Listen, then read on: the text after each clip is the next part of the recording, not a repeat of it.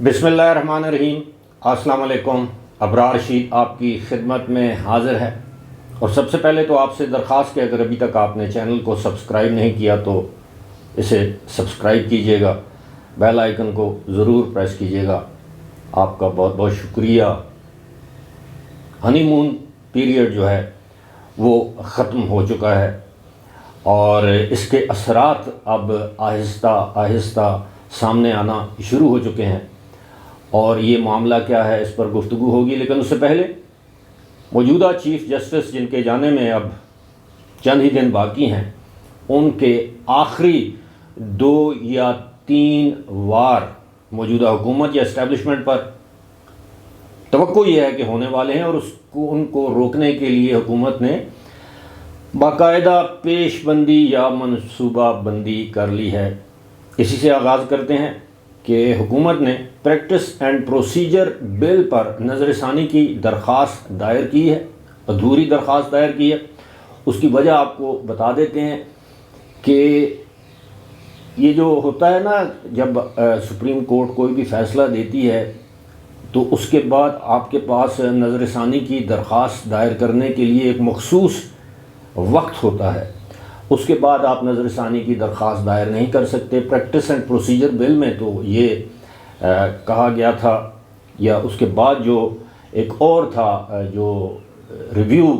جو بل تھا، اس میں کہ جی آپ کسی وقت بھی ریویو کی درخواست دائر کر سکتے ہیں۔ لیکن اس صورت میں حکومت کی جانب سے درخواست دائر کر دی گئی ہے، اور درخواست میں یہ کہا گیا ہے، صدا کی گئی ہے کہ چونکہ وقت کی کمی تھی، لہٰذا اس میں جو ہم نے ایڈیشنل جو ڈاکومنٹس لگانے ہیں وہ اس کے لیے ہمیں 2 ہفتے کا وقت دیا جائے، 14 یا 15 دن کا وقت مانگا ہے۔ یقیناً اس وقت تک موجودہ چیف جسٹس ریٹائر ہو جائیں گے، اور ساتھ ہی ساتھ یہ ہے کہ نظر ثانی میں عام طور پر یہ ہوتا ہے کہ جو مروجہ جو قانون ہے اس کے مطابق جو جج صاحبان درخواست کا فیصلہ کرتے ہیں کسی بھی اپیل یا کسی بھی کیس کا، وہی نظر ثانی کی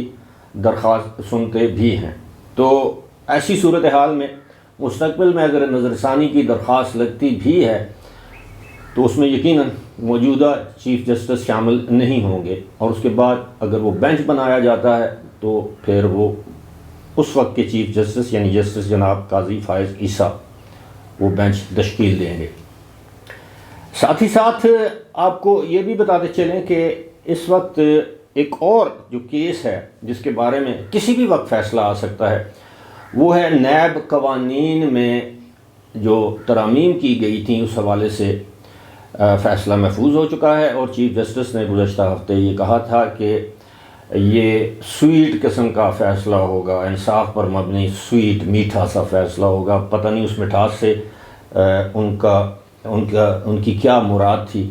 اب اس حوالے سے بھی بڑی دلچسپ صورتحال ہے کہ عام لوگوں کو معلوم نہیں کہ گزشتہ روز نیب کے پراسیکیوٹر جنرل نے ذاتی وجوہات کی بنا پر استعفیٰ دے دیا۔ اب پراسیکیوٹر کا استعفیٰ کچھ لوگ یہ سمجھتے ہیں کہ موجودہ حکومت کے لیے دھچکا ہے، ایسا نہیں ہے۔ اب نیب کا پراسیکیوٹر کا مستعفی ہونا اس موقع پر، اس کا مطلب یہ ہے کہ یہ نیب قوانین میں جو پرانے قوانین ہیں اس میں یہ درج ہے کہ جب نیب، پہلے تو میں آپ کو یہ بتا دوں کہ اگر یہ فیصلہ آتا ہے ان امینڈمنٹس کے خلاف، اور جس کی توقع کی جا رہی ہے کہ جناب پرانے تمام جو ہیں وہ کیسز جو بند کر دیے گئے ہیں، واپس کر دیے گئے ہیں، وہ ان کو دوبارہ ری اوپن کیا جائے گا، دوبارہ کھولا جائے گا، تو ایسی صورتحال میں وہ کیسز جب دوبارہ کھولنے کے لیے عدالتوں سے، متعلقہ فورم سے، ہائی کورٹ سے، نیب کی عدالتوں سے رجوع کیا جاتا ہے، اچھا اس کے یہ جو کیسز جو ہیں یہ اگر دوبارہ کھولنے کے لیے نیب کی طرف سے درخواست دائر کی جاتی ہے تو اس کے لیے جو قوانین ہیں اس میں یہ درج ہے کہ جو پراسیکیوٹر جنرل ہے اس کی منظوری لازمی ہے، اور جب تک نیا پراسیکیوٹر جنرل جو ہے وہ اس کی تعیناتی نہیں ہوتی اس وقت تک یہ کیسز ری اوپن نہیں ہو سکتے۔ یعنی ایون اگر سپریم کورٹ فیصلہ کر بھی دے پرانے کیسز پر، تو جب تک نیب کا ادارہ وہ کیسز دوبارہ ری اوپن نہیں کرے گا، یعنی وہ کیسز جو آلریڈی بند ہو چکے ہیں، یعنی جو نیب نے درخواست دی تھی کہ جی پرانے جو نئے قوانین ہیں ان کے تحت اب ان کیسز کا کوئی فائدہ نہیں ہے، لہٰذا ہم اپنی درخواست واپس لیتے ہیں یا اپنے کیسز واپس لیتے ہیں، تو یہ پراسیکیوٹر جنرل کی منظوری سے سب کچھ ہوا۔ تو اب اگر دوبارہ یہ کیسز کھولنے پڑتے ہیں یا اس کی قانونی طور پر یا آئینی طور پر ضرورت محسوس ہوتی ہے، تو اس کے لیے بھی ایک پراپر طریقہ کار ہے، یعنی نیب کے پراسیکیوٹر جنرل کی منظوری لازمی ہے۔ اور جب پراسیکیوٹر جنرل ہوں گے ہی نہیں تو اس کا مطلب یہ ہے کہ یہ کیس بھی لنگر آن کرے گا، یعنی اس کیس پر امپلیمنٹیشن جو ہے وہ لنگر آن کرے گی۔ اب یہ بڑی دلچسپ صورتحال ہے۔ اس کے بعد پھر حکومت جب موجودہ چیف جسٹس ریٹائر ہو جائیں گے تو اس کے بعد پھر حکومت جو ہے اس سارے معاملے پر اپیل میں چلی جائے گی۔ تو پھر اس کے بعد جب یہ صاحب نکل جائیں گے عمر عطا بندیال اور ان کی جگہ آ جائیں گے جسٹس قاضی فائز عیسیٰ، اور ساتھ ہوں گے اعجاز الاحسن، اور اسی کے ساتھ ہوں گے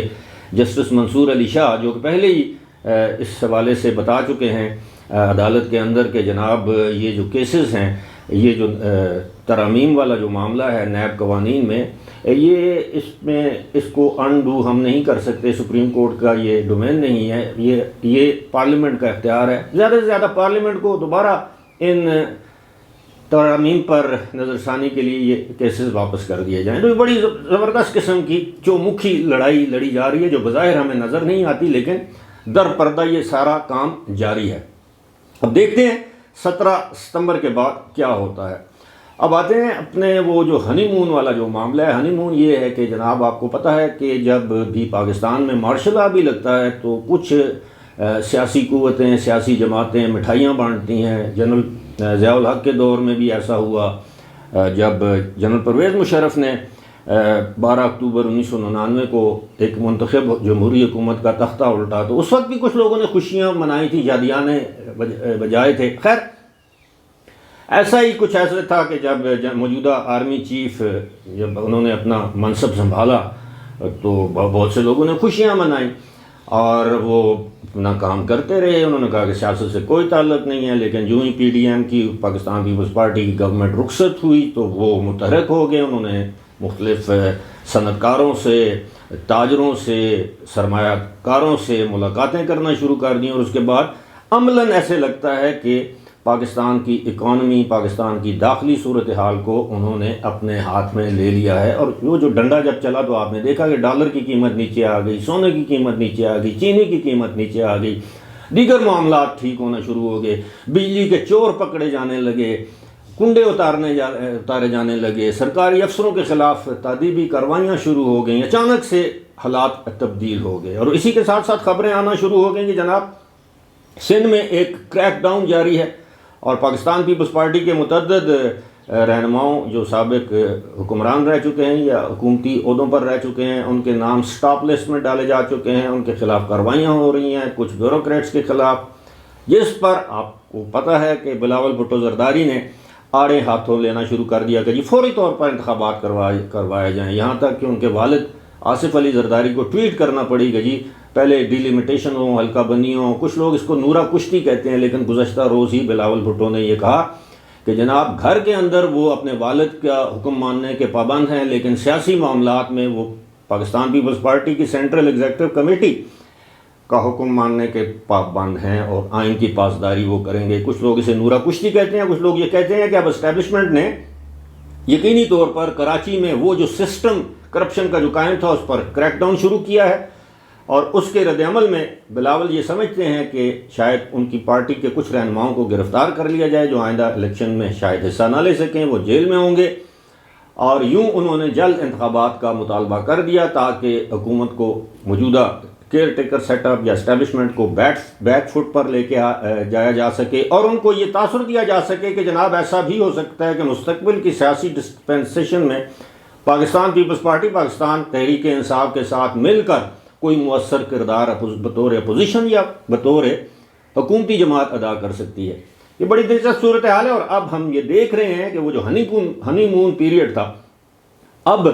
مستقبل میں ایسا بھی دکھائی دیتا ہے کہ عین ممکن ہے کہ اس وقت کی پی ڈی ایم کی حکومت کی دیگر جو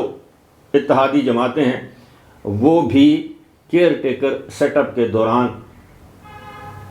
زیر عتاب آئیں، ان کی بھی چیخیں نکلیں۔ ساتھ ہی ساتھ میں آپ کو یہ بھی بتاتا چلوں کہ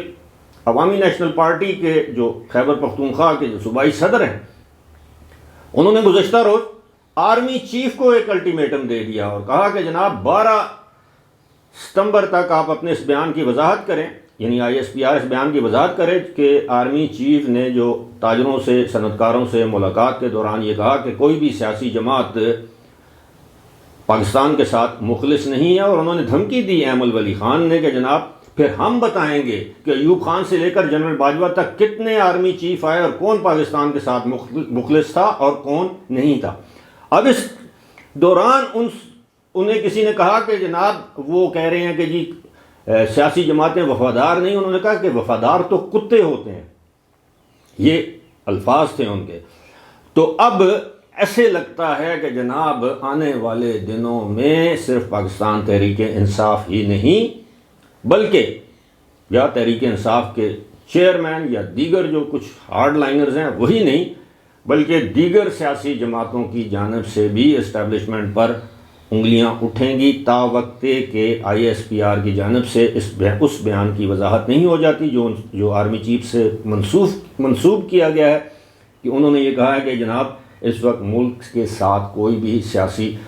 جماعت مخلص نہیں ہے۔ تو میں یہ سمجھتا ہوں، میرے جیسے بہت سے لوگ یہ سمجھتے ہیں کہ ہنی مون پیریڈ بٹوین حافظ Asim Munir and certain political forces is over. فی الحال مجھے دیجیے اجازت، خدا حافظ۔